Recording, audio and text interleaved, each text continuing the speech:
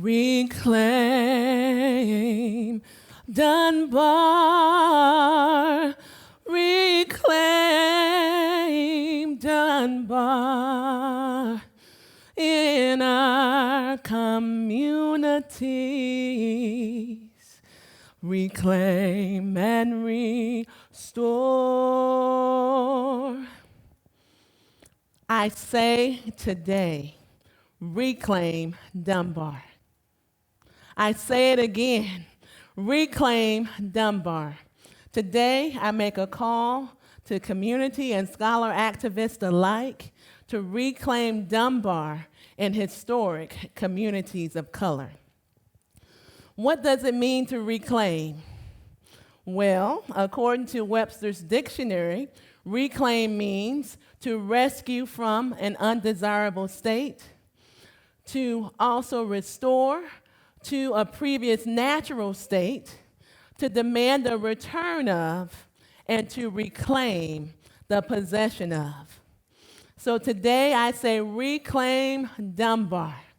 I say it again, I say reclaim Dunbar. In almost every historically African American community around this nation, you will find numerous schools and places named after Paul Laurence Dunbar. Schools such as the Paul Laurence Dunbar Vocational High School in Chicago, Illinois, as well as the Dunbar high schools that are located in various places around the nation. And here in San Marcos, Texas, we have the Dunbar School, which was founded as a colored school in 1877, but moved to the Dunbar neighborhood in 1918. This school was later renamed in 1961 after Paul Laurence Dunbar, but it closed later in the 1960s due to the integration of schools here in San Marcos. We also have the Dunbar Park and Recreation Center, which is the former site of the school. We have the Dunbar Historic District, which was established in 2003. And we also have the Dunbar Heritage Association and the proposed Dunbar Arts SMTX Cultural District. And so numerous places around the nation bear the name Dunbar, Paul Laurence Dunbar. So who was Paul Laurence Dunbar? Despite the many odds against him, Paul Laurence Dunbar became an acclaimed national and international poet and writer. He never received a college education because he couldn't afford to go to school, but yet he was noted as the most promising young colored man by Frederick Douglass. And Geneva C. Turner said in the 1953 Negro History Bulletin that students in the Dunbar schools should leverage Paul Dunbar's success as an incentive for them to realize their dreams and not follow what is prescribed by society. You see, Paul Laurence Dunbar's story and his writings embodied hope, an opportunity for African Americans during a time in which there was no hope, in which they were prescribed to only follow an industrial arts training. But Paul Dunbar, he decided to not follow what was prescribed by society, and he decided to follow his dream of pursuing his writings. And so today we have schools all around the nation that bear the name Dunbar, to remind us of this hope. And although Dunbar's story is significant, his story is not unique. There are numerous places and schools and sites all around the nation that bear his name. And there are numerous African Americans and other people of color who have faced and overcame insurmountable odds and barriers despite those odds against them. For example, let's consider my story. I was raised in Tallahassee, Florida. I was raised in a rural African American community. My mom, Bonnie James, she is the epitome of servanthood. She began her lifelong services career at the Tallahassee Urban League. And my dad, he also served our community and our country because he also served in the U.S. Army for over 20 years before he passed away in 2016.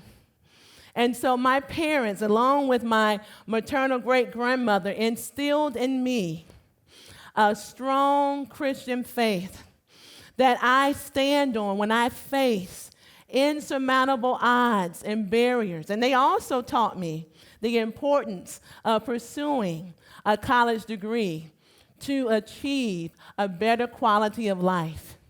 It was this same faith that I stood on when my high school guidance counselor told me I was not college material. Yes, my high school guidance counselor told me that I was not college material.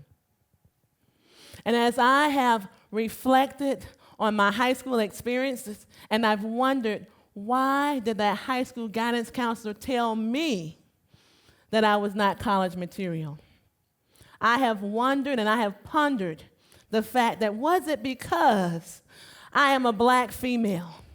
Or was it because I was enrolled in a vocational education program?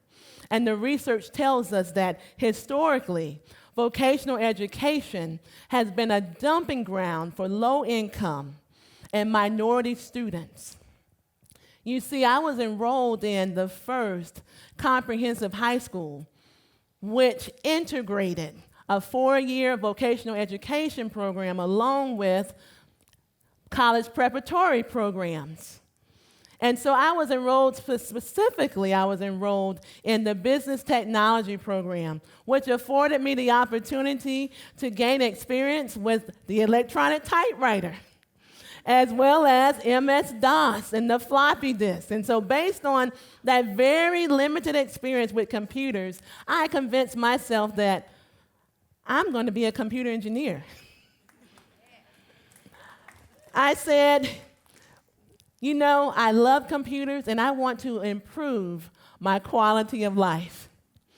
And so, to pursue my goals of becoming a computer engineer, my father, he made me go to the library every day. I can hear him saying today, don't think that they are just going to give you an education. And when I went on to pursue my PhD, he said, don't think that they are just going to give you a PhD. So my dad, he made me go to the library every day. And also, my mom and my maternal great-grandmother, they instilled in me a strong work ethic. And as I've mentioned, also a strong faith that I have stood on. And not only did I pursue college, not only did I get accepted into college, but I got accepted into 4 colleges. I was accepted into Tuskegee University, Florida Agricultural Mechanical University, the University of South Florida to pursue a computer engineering degree. I was also accepted into Bethune-Cookman College to pursue a computer science degree, and they actually were going to give me a full ride. Lord only knows why I didn't take them up on that offer. Hindsight is 20/20. And so, in my experiences, I realized the importance of standing on my faith and refuting the lie that I was not college material. And all around this nation, we have schools and places that bear Paul Dunbar's name to remind others of that same hope. And so in my personal experiences, as I reflect on why am I so passionate about revitalizing historically marginalized communities of color, I've told you a little bit more about my story so you understand more about my passion. And because of that, I have adopted a transformative scholar activist approach in my research and scholarship.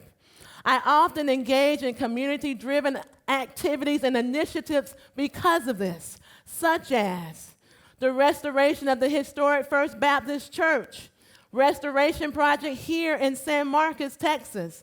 I participated in the early stages of this project, along with the owners and the CALAFOOSE African American History Museum and other community partners.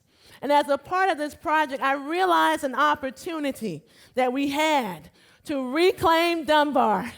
I realized an opportunity to preserve cultural assets that have historically been African American within our communities, to also reclaim and to recover the lost voices and spaces within a historically African American neighborhood.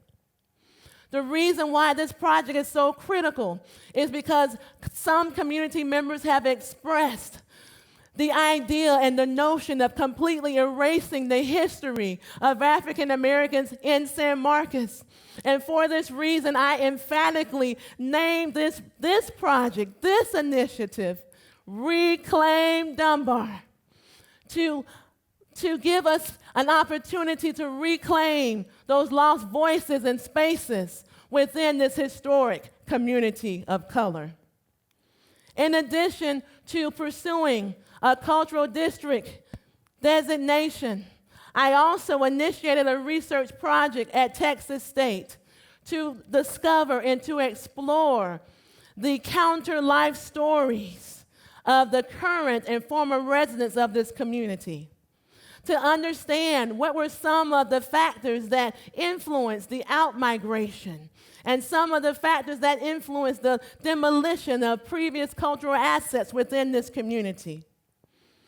This initiative is so important because, again, there are so many lives that have been affected by this community, by the lost assets, by the lost voices within this community. And so as a transformative act, we're hoping to put together a community needs assessment as a result of our efforts of analyzing the counter-life stories of these current residents and former residents. And so, as I reflect on the reclamation of Dunbar, not just here in San Marcos, Texas, I make a call to action to community and scholar activists alike all around this nation to reclaim Dunbar in historic communities of color. I especially implore scholars who have access to social and intellectual capital that could literally transform a community, a city, a region. I am convinced that the story of Paul Laurence Dunbar, it illustrates the power of choice and how we have a choice to not receive what is prescribed by society, but we can choose to pursue our dreams. I am convinced in Paul Laurence Dunbar's story that he chose his dream of pursuing his writings and not what was prescribed for African Americans in his time. And in my own journey, I overcame that very same barrier that he faced over 100 years ago when I chose to refute the lie that my guidance counselor told me that I was not college material. And so today I make a call to community and scholar activists alike that we reclaim Dunbar in a transformative act to reclaim our own voices.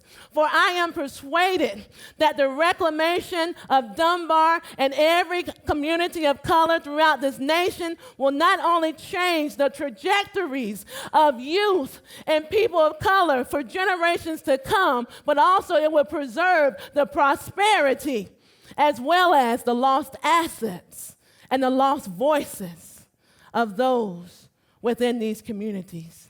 So I say it again, reclaim Dunbar. I say it again, reclaim Dunbar. I say it again, reclaim Dunbar. Reclaim Dunbar. Reclaim Dunbar in our communities. Reclaim and restore.